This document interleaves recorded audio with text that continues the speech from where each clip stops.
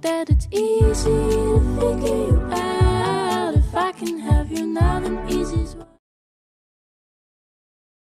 Assalamualaikum warahmatullahi wabarakatuh. Perkenalkan, nama saya Lilis Andriani dari kelas 12 TKJ 2. Pada video kali ini saya akan menjelaskan sedikit dampak COVID-19 terhadap pendidikan. Seperti yang kita ketahui, sekarang dunia sedang membicarakan soal virus corona atau COVID-19. Semua berita di televisi membicarakan tentang hal ini. Sejak awal tahun 2020 hingga saat ini, pandemi COVID-19 masih menyebar ke seluruh wilayah di Indonesia. Meskipun sudah melewati beberapa bulan lamanya, terhitung sejak awal Maret 2020 hingga saat ini November 2020. Sebagaimana yang disampaikan oleh juru bicara pemerintah untuk penanganan virus corona atau COVID-19, Ahmad Yuryanto, bahwasannya bahwa saat ini kasus positif COVID-19 terus bertambah mencapai angka lebih dari 70.000. Artinya keadaan ini masih membutuhkan kesadaran kolektif untuk tetap waspada dan meminimalisir kegiatan di luar rumah dan membiasakan diri melakukan kegiatan-kegiatan di rumah atau work from home. Selain itu, kegiatan belajar mengajar harus tetap berjalan meskipun harus dilaksanakan secara daring atau online demi mencerdaskan anak bangsa. Hal tersebut tentunya membutuhkan perhatian lebih dari orang tua untuk terlibat dalam memantau setiap anak ketika belajar di rumah. Tentunya perubahan kegiatan belajar mengajar di tengah pandemi COVID-19 ini menimbulkan dampak positif dan dampak negatif terhadap pendidikan di Indonesia. Dampak positifnya adalah, yang pertama, banyak sekali situs belajar online yang dapat diakses oleh setiap pelajar seperti Ruang Guru, Rumah Belajar Kemendikbud, Meja Kita, serta beberapa situs yang bekerja sama dengan Kemendikbud.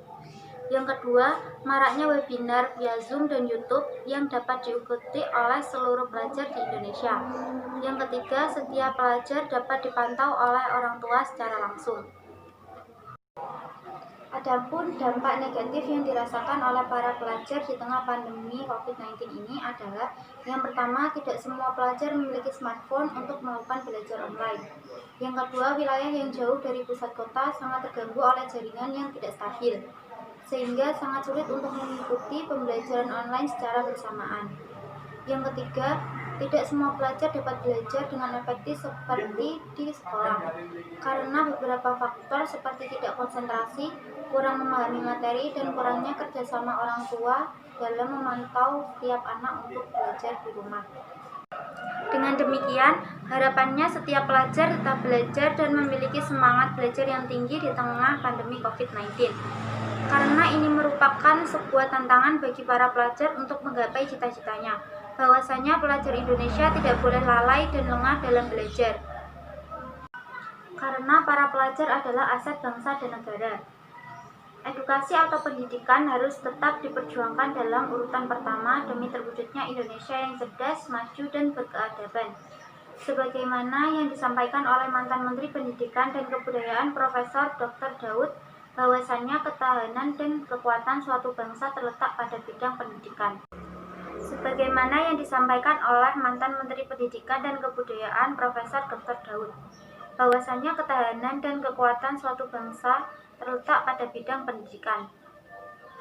Demikian penjelasan mengenai dampak COVID-19 terhadap pendidikan. Mari bersama-sama memerangi COVID-19 dengan cara senantiasa mencuci tangan baik sebelum maupun sesudah melakukan aktivitas, selalu memakai masker saat bepergian, dan menjaga jarak dengan orang lain. Wassalamualaikum warahmatullahi wabarakatuh.